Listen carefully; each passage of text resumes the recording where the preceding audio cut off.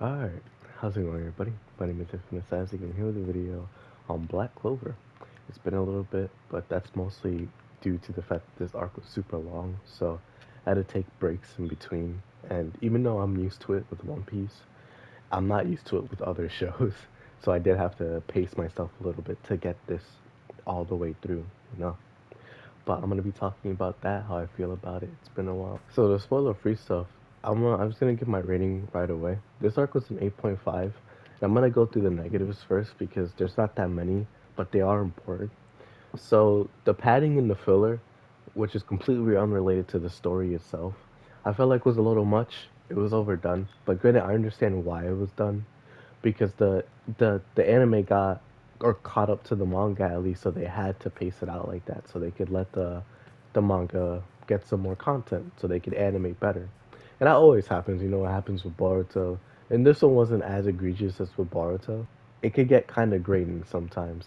And while I enjoyed it, at least some of them, it's like, yo, bro. Next is the density.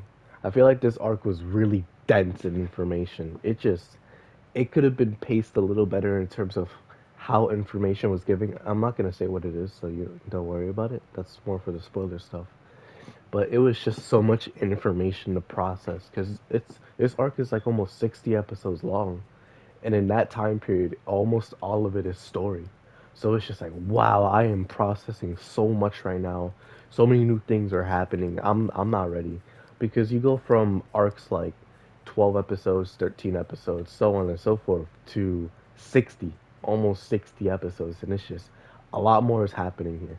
And I think that's mostly part two, just how the arc was broken up and the fact that it wasn't broken up at all. But besides those gripes for me, everything else was great. This arc was amazingly animated. The story was amazing. The best story we've had in the entire show. It set a new bar. It set the precedent of like, yo, we're only going to get better, and I'm super excited because this arc feels like it just revealed such a huge portion of this world that the world building has been aided tremendously. So many new things got shown to us, and so much lore got revealed and answered. So many questions, and we still have more questions to be answered because we only know a smidgen, and I feel so invested into this show now because I was worried that it wasn't gonna be able to like maintain or excuse me retain my attention after the stuff that I knew, but no, it did, it definitely did. I don't feel the same way I did about the last arc. I don't feel the same way. Here I was invested all the way through, and I just can't wait to see more.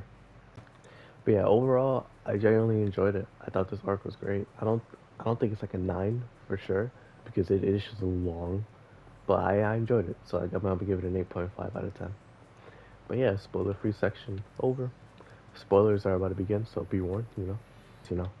But this arc basically starts off where we last left off, where Asta and everybody are in the Midnight Sun's lair, while we go over to Julius in the Clover Kingdom, and we see him with Yami and William Vengeance. And basically, we find out that William and Licht, the leader of the Midnight Suns, are the same person. They're two people inhabiting one body. They're not fused. They literally inhabit the same body, kind of like Pyra and Mithra type stuff from Xenoblade Chronicles 2. So just think of it like that, where William didn't betray the Clover Kingdom, Licht did. William was just the host because he had to be, and it wasn't like he didn't want Licht to be in his body. He was perfectly fine with it. It's just he didn't want him doing what he was doing because he grew fond of Julius, of Yami, and all of them, and he loves the Clover Kingdom. He loves the Golden Dawn. It just so happens that Licht had other plans, and so he goes to fight Julius. They have a crazy fight, a really cool fight. It just goes to show the heavy hitters hit hard, and hard they did hit because man, that fight was cool, so cool. And in the end, it ends with Licht stabbing Julius straight in the chest, effectively killing him. And we have Yami who shows up just a second too late to witness it, and he just goes to beef with Licht, and Licht leaves, leaving Julius and Yami there to pick up the scraps. Meanwhile, on the other side, we have Asta and all of them going through the rounds, fighting everybody that they can. The members I think are Asta, Yuno, Marileona, Zora. You have Nozel, Noel, Mimosa, her brother, Luck. I don't remember the rest, but a bunch of other people. And they're just going through. They have their own matchups, but something horrible happens.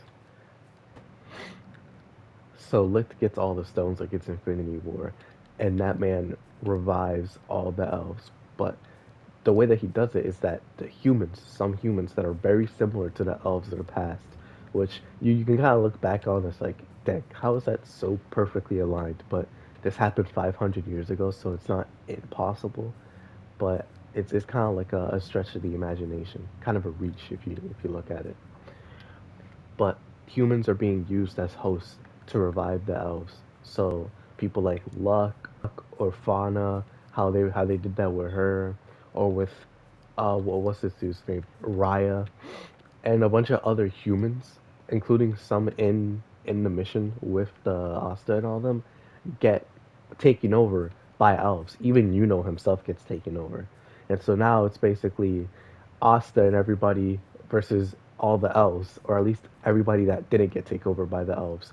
That includes Mimosa, Zora, Marileona, Noel, and just some other people. It's a small group for sure, and it's a hard fight. And then you go back to the Clover Kingdom. Everybody's getting taken over. All this stuff is going crazy. You have Fauna and the one like a grizzly guy from the Sea Temple. They get revived, but not as like as not as elves, but they literally get bodies made from Sally. Her name is Sally. Sally made bodies for them, and they got reincarnated into those bodies. So they're a lot younger now, but they're still fierce fighters. Vada doesn't have the salamander anymore. That comes into play later. But yeah, everybody's getting reincarnated, and it's getting depressing. It's getting really depressing because it looks like everybody's gonna lose now. You have everybody in the Clover Kingdom fighting as hard as they can, beefing with everything, because you have a huge chunk of your forces missing because they're in the Eye of the Midnight Suns. Some of them being captains too, and you have Fagolion knocked out, so you are on the back foot. You need to do as best as you can, and Yami's doing just that. He has Soul from Charlotte's group take Julius's body and hide it somewhere so he can find out what to do next. He needs to keep it under wraps because if they lose morale, then it's over. And so he's fighting Charlotte himself because she got taken over by an elf, and she's mad strong now. And he's just beefing with her as best as he can, telling Soul that he'll bring her back. And everybody's just defending the Clover Kingdom as best as they can. You have Fuegolion, who's still knocked out, and you have Leopold, who's fighting his own vice captain because he got taken over by an elf. And so Leopold and his crew are basically trying their best to minimize the damage. And going back to the Eye of the Midnight Sun stuff, you have Asta going over to Mimosa to save him, or excuse me, her, because Marileona and Zora managed to get out, but they took Asta because he has something important, and it's the swords that Licht used to use. Because Asta, excuse me, two of his swords were swords that Licht used to use, and so they need to give him back to Licht. Give him back to Licht. Licht got reincarnated. You're probably thinking, but how did Licht get reincarnated if Licht is already here? He's the leader of the Eye of the Midnight Suns. And so that comes into play now. Licht of the leader of the Midnight Suns isn't Licht, it's Patri. And the reason why he's in Licht's body is because after the massacre that happened like 500 years ago, he got reincarnated into Licht's body. And so he took it upon himself to rebuild the elf kingdom and get revenge on human society. So he has Raya, Fauna, and the other guy, I forgot his name. He got them, he got Sally and the rest of them, and the Eye of the Midnight Suns to get revenge. Actual, like, the real leader of the elf society came back, and he's still, like, a bit unconscious. He's not fully there yet. So he's just there waiting. But he can fight. He can fight for real. And so Asta shows up, he protects Mimosa, and Lick takes his sword. Lick takes one of Asta's swords that he got from the dungeon, and now they're beefing. But then he's there also with Lick, and the person that he got reincarnated as, we speculate to be his son, Lick's son, who died during the elf massacre and all that. So that's why it didn't fully come back, which is truly a tragedy. But that's why Yuno also has full faculties. He's in possession of his own body, and that's why he's fighting with Asta now, together hand in hand, with immense amounts of mana, because elves are blessed by mana, so they're just super strong. And so now Yuno is just even more cracked than he was before. Yuno and Asta are just beefing with Lake. They're having the craziest fight ever, and they're just going to town on him. But Lake is strong. Lake is super super strong, and so it's a really cool fight. A really really cool fight. One of the best in the series, if not the best. And it just had me like my jaw dropping. It was awesome. But they lose to him, and they're just here trying their best to hold on. You have Nero the bird, if you remember. They went to Finral first. They went to Finral, who just woke up, and he talked to Yami. Everything's going down, and Finral's just getting back into the swing of things. He goes with Nero because she starts talking to him, and they go to the skull of the monster they attacked the Clover Kingdom in the first a Wizard King took down. And so they go there and they revive the Wizard King because the statue of the Wizard King wasn't a statue. It was actually him. It's just he was frozen. And so he had to be put there. And we'll learn the story of that in a little bit. But now the first Wizard King is back. And we also learn that Nero isn't a bird. It's a person who got transformed into a bird. So she can transform in and out of it whenever she pleases, but it was because of a curse. And so now about the history of the first Wizard King, right?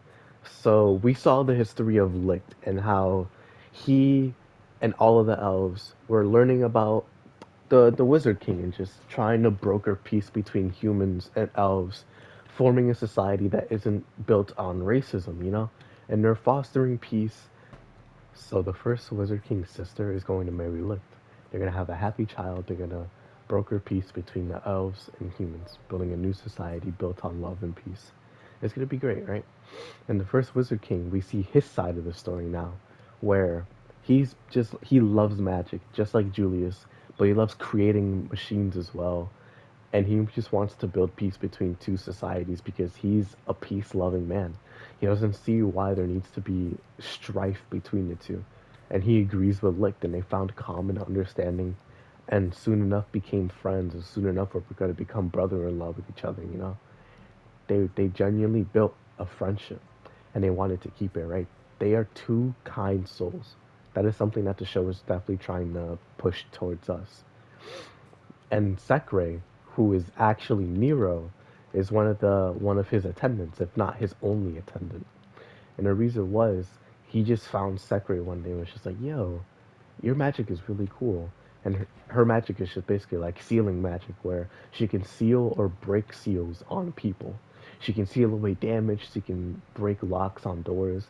And all it took was just a Wizard King to be like, "Yeah, there's so many uses for your magic. You know, don't look down on yourself. You are helpful. You are you. You are important." And that basically fostered love between the two, like a I say like a friendship type of love, not like a romantic type of love, because she genuinely cared for him.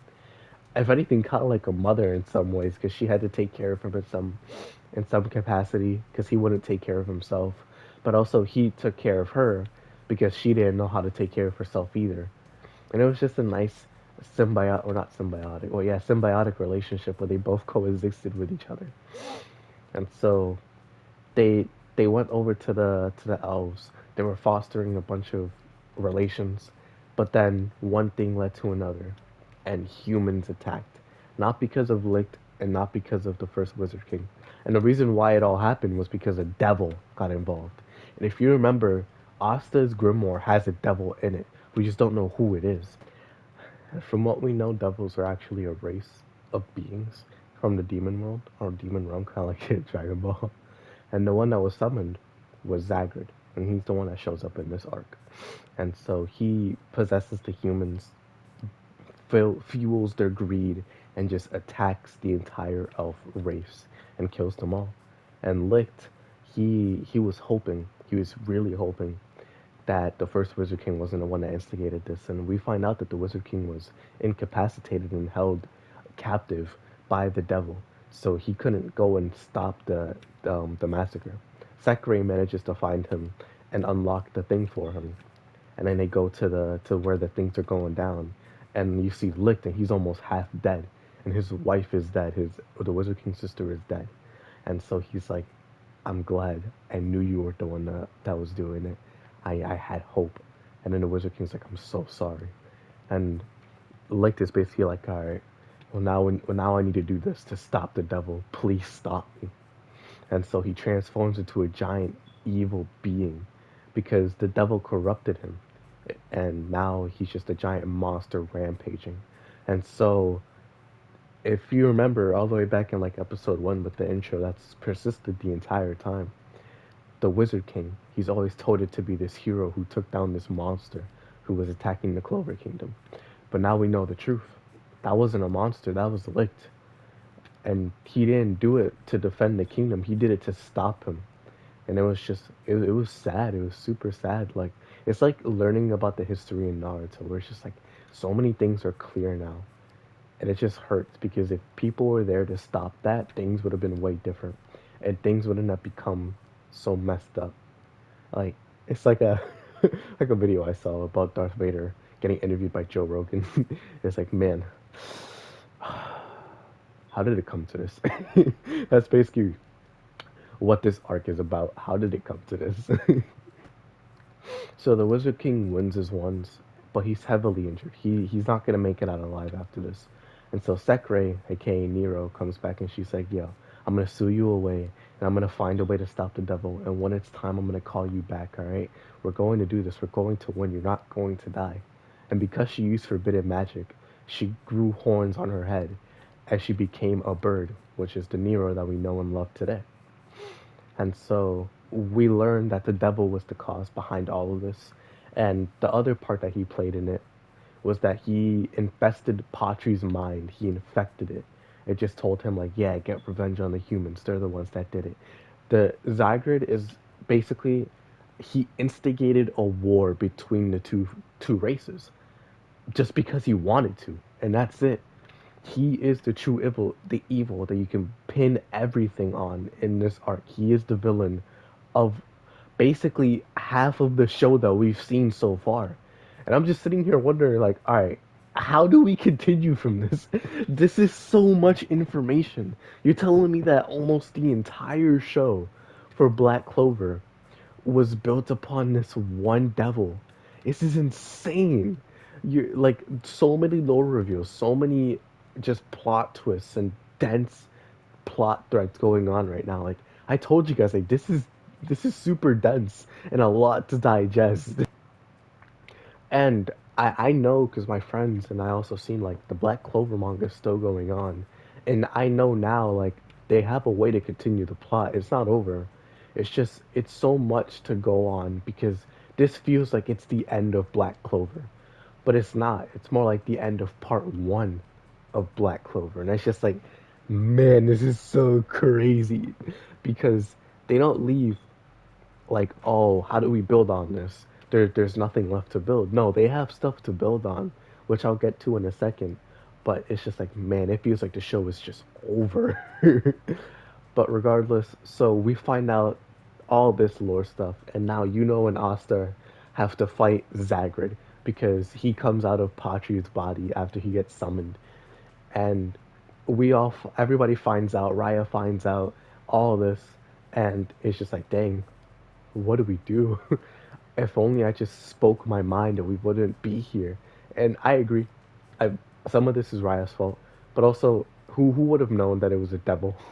So it's like, dang man, things could have been avoided. But how much could you avoid when there's a third external force being put into play here, right? It's hard to do so. But Licht, he's finally back to his senses because the Wizard King and Sekre show up, and now it's Yuno, Asta, Sekre, the Wizard King, and Licht fighting against Zagrid, and they need all the help that they can get because they are correct. So one huge plot point that I forgot to mention. So the Midnight Sun base, once everybody got reincarnated and we didn't know nothing about the devil business, they started moving over to the Clover Kingdom to destroy it and join up with the elves that are destroying the Clover Kingdom. And that happened a while ago, like after Julius died, basically. And so everybody's there now. They're all fighting, and that's how the Wizard King and Licht are able to get there so fast, or at least how the Wizard King's able to get there so fast, and how Yami is actually able to get there with Charlotte, because Licht broke the mind control spell over the elves that were basically just attacking off of rage and fury. Because we learned quickly that the elves didn't want to do this. They didn't want to kill people. They just wanted to live. They have resentment, sure, but not towards the humans. They're just in pain. And so once we find out all this out, the elves actually start helping taking down Zagrid and all of them. And Charlotte and Yami are one of them. Yami isn't an elf, but Charlotte is, and so they're helping each other out. And we have again the fight against Zagrid. Really cool fight, amazing fight. Patry's there now too because he understands like he messed up royally and he's just trying to atone for it. And Licht is just basically like, hey, you messed up. There's nothing you can do about that. You hurt a lot of people, like a lot of people in my name. But I'll forgive you because you're Patry, and it was something outside of your control that was doing it. You messed up, but all we can do is move forward and try to atone now. And so Patry's helping out. It's six people, and it's just beef, bro. It's so cool. The Wizard King and Licht are just hand in hand fighting together because they're basically brothers at this point, and they're beefing with Zagrid, but it's not enough because the Wizard King isn't in full capacity. He's still recovering, and he's going to die because even though he was put into the statue for 500 years, it didn't mean that it kept him alive. It just basically brought him back through the statue and all that. So he's basically dying. And Licht, he's going to die once the reincarnation spell is done. So he's putting everything that he has into it. Patry's half dead. You know, and Asta are trying their best. You know, being the strongest one there now, basically. And Sekray's doing her best that she can. They're teaming up. They're doing everything. You know, and Asta have one more attack in their sleeve, and you have Yami who can sense the devil. He's just like, all right, bet. Let me do this. He does a slash, and it's basically like a newfound power, and he does it, and it slashes through dimensions. It's Equinox. I think it's Nightless Slash, or no, it's Dimension Slash, Equinox, and it's just so cool. Like, bro, it cut through dimensions. It's insane, but it did it in HD now, and they have that's enough to get Asta and Yuno the room to breathe that they need, because Asta, Sekre, and Yuno go through and collapse Zagrid, erasing him for good, killing him finally, and they beat him. They win. The demon, no, or not the demon king. The Wizard King, the first Wizard King, is dead. He's gone. He says his final words to Sekre, and he leaves. Licht is still there. He says his final words to Patry and all of them, and he dies. Every one of the elves dies. He like the one that was possessing Charlotte tells Yami like, yo, I may be a mess, but the person that I'm possessing, she needs to speak her mind because oh my goodness, it's a windstorm in there whenever she's with you. And he's like, huh, the prickly princess, huh? And all that stuff is going on. Everybody's comes back to their senses. I forgot to mention Fuegoleon. He wakes up. He wakes up and he has a newfound power too because the salamander that Fauna had back in the witch's forest, it comes to him. And now Fuegoleon, since he's missing his arm, just has a fiery arm instead. And it's just so cool. He helps Leopold and now he's back and he's helping everybody. And so, after everything's going back to normal, Asta's put to trial because he has a devil in his grimoire. Like, we know this now for certain. There's a devil in there because Zagrid mentions him multiple times during the fight. And the Clover Kingdom puts him to trial to basically use him as a scapegoat because the one behind this all was William. And they can't have William's crimes be revealed to the public because that would shake up the entire kingdom, putting distrust between the Magic Knights and society, basically. And so they had to blame it on somebody, and why not blame it on a rookie from the Black Bulls, no less? And it's really corrupt. It's really messed up because a lot of the royals are just no-name faces who just want to blame him because they don't understand what happened and don't take the chance to understand. And everybody shows up to Asta's defense. They're like, yo, nah, he didn't do nothing wrong. And even the Wizard King's just like, he decrees that, like, hey, have Asta find the devils and execute the devils basically to exempt him from his crimes, right? And then the judge is just like, all right, if you say so. But if he doesn't, or he tries to run away, then we'll execute him on the spot. And so they put a band on him. And this moment really hurt, but it's also like it's for formalities. Fuegoleon and Nozel were also there. And from the Wizard King, they were like, here, we gotta put this on you, Asta, I'm sorry.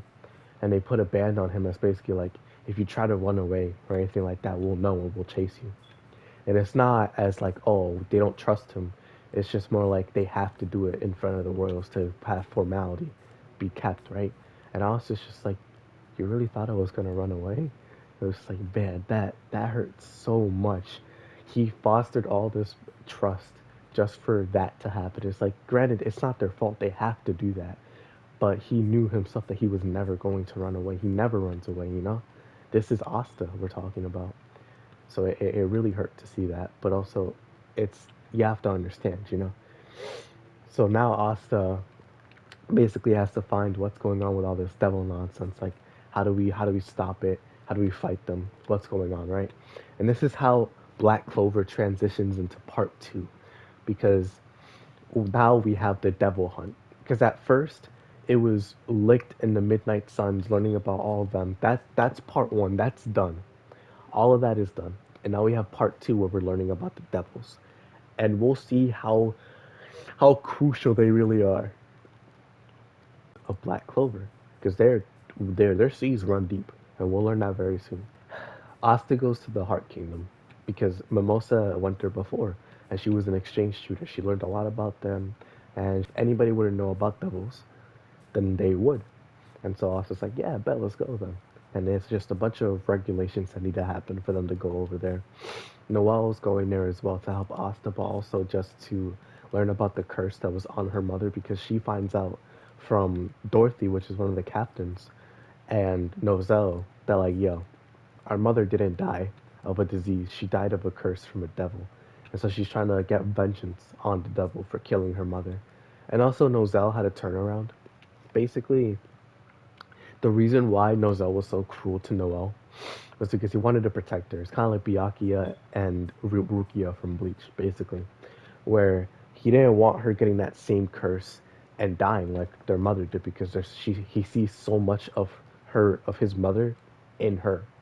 And so he just wanted to protect her, be overprotective, and to discourage her, he was super cruel and mean. So she didn't have the self confidence to go and do stuff like her mother.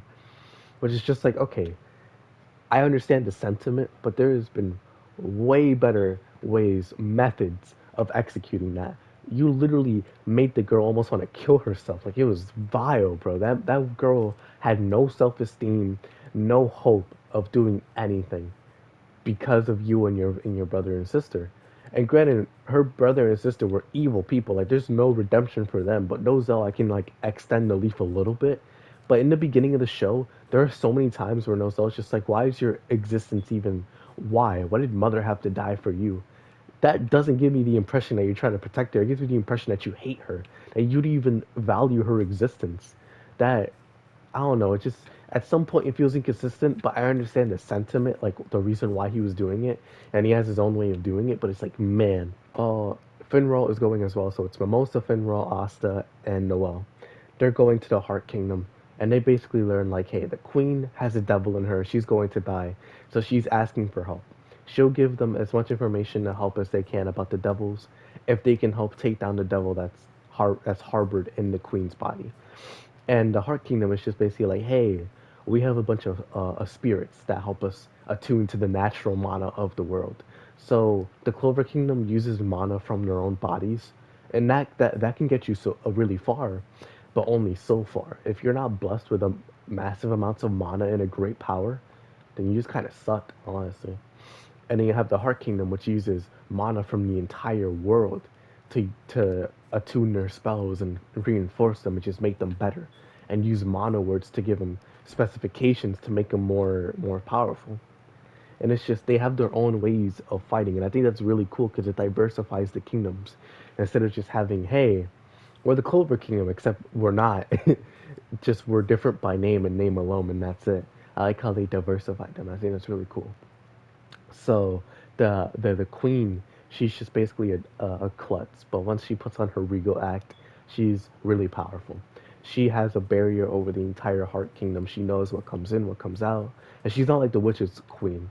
She's actually a very nice queen, and I enjoy that. It's a nice change of pace. Basically, the queen is just like, all right, so we have an understanding now. The Wizard King and I have come to an understanding. I'm gonna train you guys for 6 months. Train before and then come here and train with us.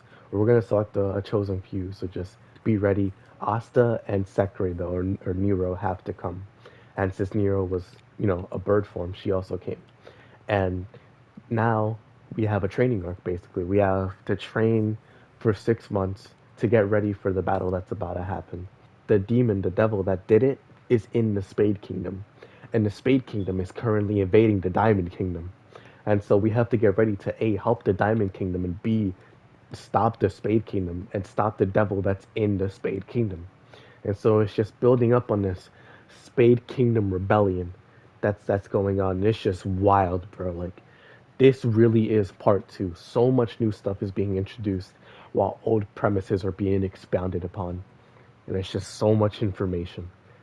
And now you probably see why I wish that this was split into two, because this could have been its own arc. The Heart Kingdom preparation arc or something. It's like 13 episodes or something. But yeah, it's basically the end of it. After that, it's just a bunch of filler and padding. We see the Magic Knights have a crazy fight, and it had a beautiful animation. I don't know why, for it being anime canon. It's just like, it's anime canon that adds to the current events that are going on with like them training, all this stuff. But a time skip usually comes with like, hey, we're gonna be training, and we don't usually see it. Happened with One Piece, happened with Dragon Ball, happened with Naruto. All those time skips usually have them training off screen. We don't see that, and we learn about their training as we go on in the post time skip era. And so when that happens, it's just like, huh, okay, well, whatever. I mean, it's anime canon, so it's not like it's super, super important, but it does have its importance in some way, at least to the anime. So it is what it is. I don't care. I watched it. I didn't watch the filler because it's mostly just recaps like all the time. Same with anime canon. It's mostly just recaps all the time. But basically, that's it. I really enjoyed this arc. Like, I can't stress enough. This is definitely the best arc story wise, animation wise, fight wise. Like, I felt so much emotion watching this arc, and just my investment has never been higher, except for maybe in the beginning when I was just getting through. But this new stuff really just showed me like, bro, it's time. We're going and we're going hard. So I really enjoyed it. Like I have my pacing issues in which I feel like this arc should have been broken up into two because it was super long. But I can put them aside for the fact that it just provides peak. And for when there isn't filler, it's just long stretches of no filler. So I really enjoyed it. And the investment again is just, it gripped me. It really gripped me. But yeah, 8.5 out of 10. I'm really tempted to give it a 9, but the the way the issues with the arc really bring it down a little bit. Not a lot, but enough to not give it a 9. But yeah, let me know what you guys think down below about this arc, because this arc is crazy. I just can't wait. I cannot wait to see what happens next. So, thank y'all for watching. Hope y'all enjoy. I think we're about halfway done now with Black Clover. I can't wait. I'll see you all in the next video. Peace.